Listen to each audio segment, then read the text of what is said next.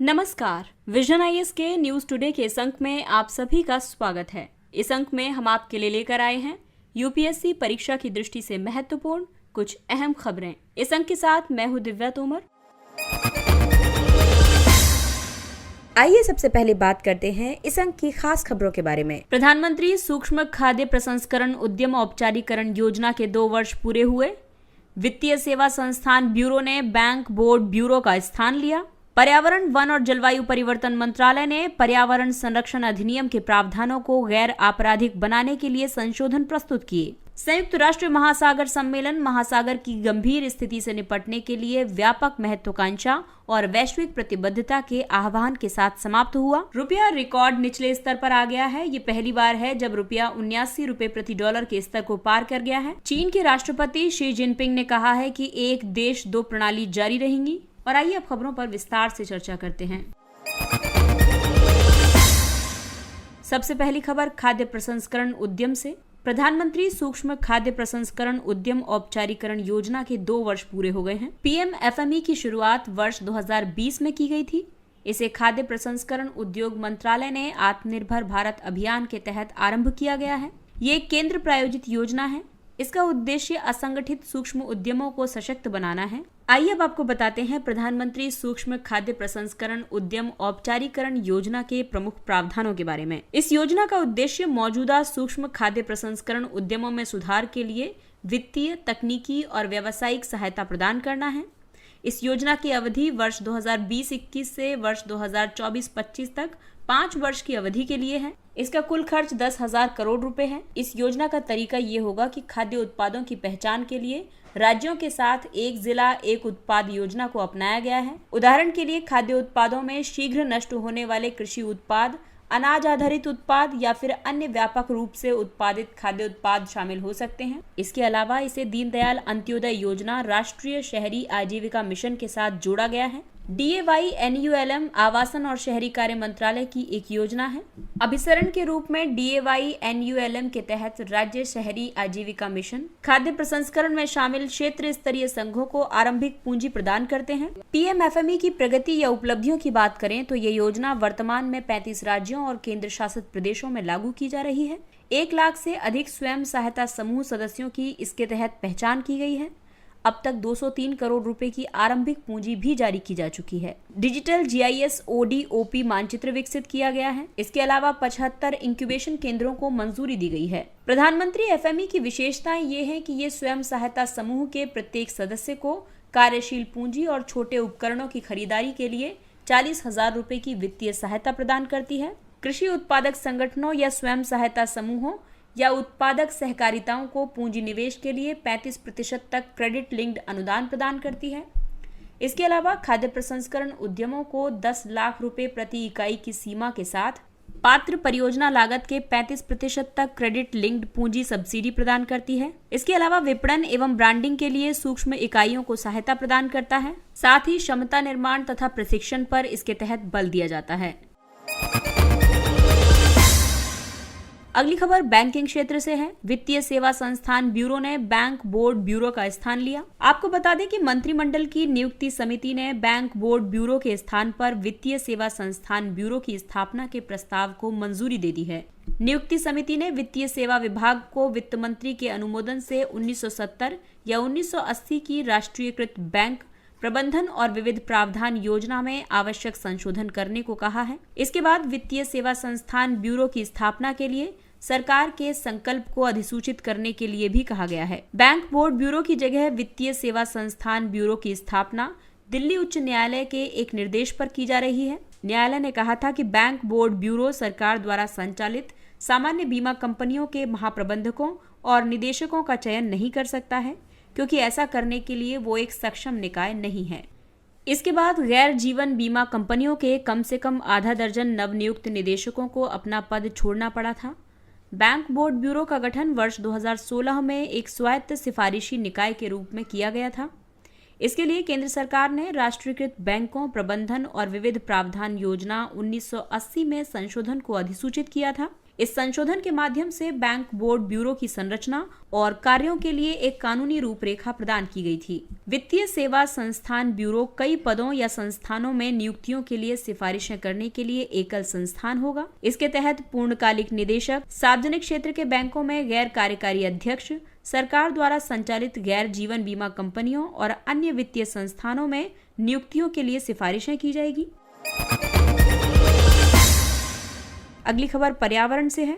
पर्यावरण, वन और जलवायु परिवर्तन मंत्रालय ने पर्यावरण संरक्षण अधिनियम के प्रावधानों को गैर आपराधिक बनाने के लिए संशोधन प्रस्तुत किए। मंत्रालय ने पर्यावरण संरक्षण अधिनियम EPA 1986 के मौजूदा प्रावधानों को गैर आपराधिक बनाने के प्रस्ताव पर सुझाव मांगे हैं। प्रस्तावित बदलाव हैं: गंभीर उल्लंघनों के मामले में भारतीय दंड संहिता 1860 के आपराधिक प्रावधानों के तहत कार्रवाई को जारी रखा जाए। वहीं छोटे मामलों में विफलता या उल्लंघन या गैर अनुपालन को दंड द्वारा निपटाया जा सकता है। जुर्माने की राशि को बढ़ाकर 5 लाख रुपए किया जाए। इसे 5 करोड़ रुपए तक बढ़ाया जा सकता है। 1 वर्ष की अवधि के बाद भी लगातार उल्लंघनों के मामलों में जुर्माना 50,000 रुपए प्रतिदिन से कम नहीं होगा और इसे बढ़ाकर 5 लाख रुपए भी किया जा सकता है। पर्यावरण संरक्षण अधिनियम 1986 की धारा 17A के तहत पर्यावरण संरक्षण कोष का गठन किया जाएगा। इसका गठन पर्यावरण क्षति के लिए न्याय निर्णायक अधिकारी द्वारा लगाए गए दंड के भुगतान के लिए किया जाएगा।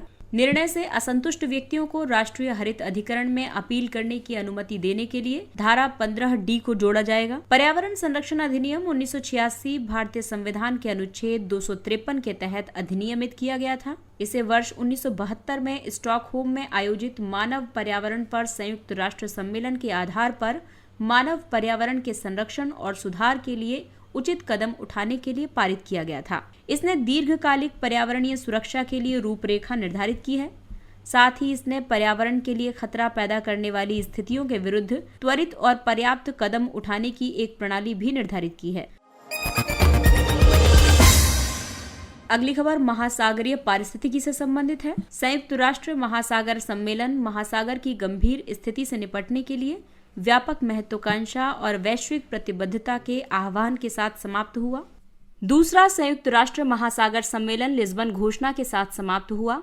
ये एक राजनीतिक घोषणा है और इसका शीर्षक है our ocean our future call for action. इसे केन्या और पुर्तगाल की सह मेजबानी में लिस्बन में आयोजित किया गया था। पहला संयुक्त राष्ट्र महासागर सम्मेलन वर्ष 2017 में न्यूयॉर्क स्थित संयुक्त राष्ट्र मुख्यालय में आयोजित किया गया था। इसकी मेजबानी फिजी और स्वीडन ने की थी। इसके एक भाग के रूप में विश्व के 150 से अधिक देशों ने महासागरीय आपात को दूर करने के लिए विज्ञान आधारित और नवोन्मेष कार्रवाइयों को आगे बढ़ाने के लिए सामूहिक रूप से सहमति व्यक्त की है। ये सहमति सतत विकास लक्ष्य 14 यानी जल के नीचे जीवन के कार्यान्वयन का समर्थन करती है। ये सतत विकास के लिए महासागर विज्ञान का संयुक्त राष्ट्र दशक के अनुरूप है। इसके मुख्य निष्कर्षों की बात करें तो पेरिस समझौते और ग्लासगो जलवायु समझौते को लागू करने के विशेष महत्व पर बल दिया गया है। ये महासागर की बेहतरी, उत्पादकता, संधारणीय उपयोग और सहन क्षमता को सुनिश्चित करने में मदद करेगा। इसमें भाग लेने वाले देशों ने वर्ष 2030 तक समुद्री संरक्षित क्षेत्रों के भीतर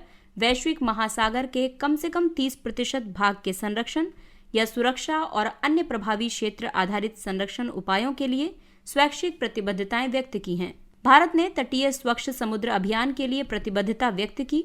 साथ ही एकल उपयोग वाले प्लास्टिक पर प्रतिबंध लगाने की दिशा में कार्य करने की भी घोषणा की। यूनेस्को ने इस सम्मेलन के दौरान अपनी प्रमुख report state of the ocean जारी की। इसकी मुख्य सिफारिशों में कहा गया कि महासागर विज्ञान और नीति के बीच के संबंधों को मजबूत बनाना चाहिए। राष्ट्रीय अधिकार क्षेत्र के भीतर और इसके परे संधारणीय महासागर योजना निर्माण तथा प्रबंधन के लिए सैद्धांतिक आधार बनाने की दिशा में कार्य करने चाहिए। संयुक्त राष्ट्र महासागर सम्मेलन में प्रमुख प्रतिबद्धताएं जो रही हैं उनमें शामिल है प्लास्टिक प्रदूषण को कम करना और अक्षय ऊर्जा के उपयोग को बढ़ाना, समुद्र के अम्लीकरण, जलवायु लचीलापन परियोजनाओं और निगरानी, नियंत्रण एवं चौकसी पर अनुसंधान के लिए धन आवंटित करना, वर्ष 2030 तक राष्ट्रीय समुद्री क्षेत्रों के 30% या उससे अधिक की रक्षा करना। इसके अलावा वर्ष 2040 तक कार्बन तटस्थता प्राप्त करना।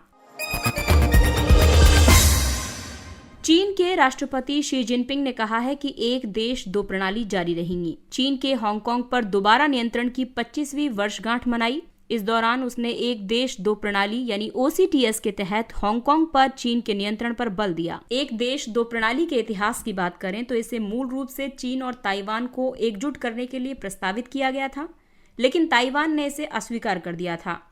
ये विचार तब सामने आया था जब चीन ने ब्रिटेन और पुर्तगाल के साथ वार्ताएं शुरू की। तब ब्रिटेन हांगकांग पर और पुर्तगाल मकाऊ पर औपनिवेशिक शासन कर रहे थे। एक देश दो प्रणाली की बात करें तो चीन के अनुसार इस प्रणाली के तहत मुख्य भूमि चीन का भाग होते हुए भी हांगकांग और मकाऊ की भिन्न आर्थिक और राजनीतिक प्रणालियां हो सकती हैं। दोनों क्षेत्र चीन के विशेष प्रशासनिक क्षेत्र बन गए। इनकी अपनी भिन्न मुद्राएं और आर्थिक और कानूनी प्रणालियां हैं। हालांकि रक्षा और विदेश मामलों पर चीन निर्णय लेता है। इसके अलावा हांगकांग के पास सभा करने की और अभिव्यक्ति की स्वतंत्रता है।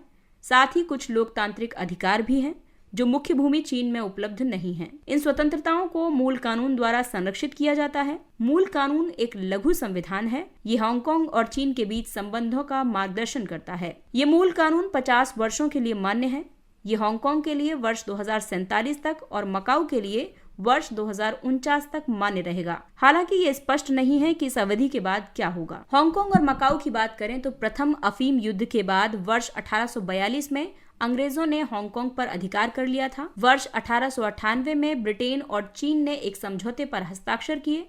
इसके तहत अंग्रेजों को हांगकांग के आसपास के द्वीप 99 वर्षों के लिए लीज पर दे दिए गए। दूसरी ओर मकाऊ पर 1557 ईस्वी से पुर्तगालियों का शासन था। वर्ष 1980 के दशक में चीन ने दोनों क्षेत्रों की प्राप्ति के लिए ब्रिटेन और पुर्तगाल के साथ वार्ता शुरू की। वर्ष 1997 में हांगकांग चीनी नियंत्रण में वापस आ गया, लेकिन वहीं मकाऊ की संप्रभुता वर्ष 1999 में स्थानांतरित कर दी गई।